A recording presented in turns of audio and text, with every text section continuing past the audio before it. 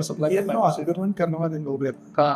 ये सबसे बेस्ट में एंटी नितीन गडकरी जी म्हणत आहेत की पेट्रोल पंप लॉबीने माझ्या विरोधात एक पेड पॉलिटिकल कॅम्पेन चालवलं आहे, ज्यामुळे मला बदनाम करण्याचा प्रयत्न केला जात आहे. पण मला गडकरीजींना हे प्रश्न विचारायचा आहे की जिथं पेट्रोलचा बेस प्राइस 57 रुपये आहे, तिथे इथेनॉलचा प्रोक्युअरमेंट प्राइस हे 71 रुपयेहून जास्त आहे. म्हणजे जी गोष्ट आपण पेट्रोलमध्ये मिसळत आहोत ती पेट्रोलच्या बेस प्राइस पेक्षा जास्त आहे. E20 फ्यूलचे दर आपल्याला अजिबात कमी मिळत नाहीत. पण गडकरीजींचं म्हणणं असं आहे की जर तुम्ही इथेनॉलवर प्रश्न विचारला तर तुम्ही अँटी नॅशनल आहात. E20 फ्यूलमुळे मायलेज कमी मिळत आहे आणि इंजिन सेफ्टी बद्दल देखील एक मोठा प्रश्न उभा राहतोय, कारण जुन्या गाड्या ही E20 साठी डिझाईनच केल्या गेल्या नव्हत्या, ज्याचा अल्टिमेटली परिणाम म्हणजे इंजिन डॅमेज होत आहे आणि मेंटेनन्स कॉस्ट देखील वाढत आहे. आपल्याला विचार करायला लावणारी ही गोष्ट आहे की खरंच E20 आपल्या देशासाठी फायद्याचा आहे का?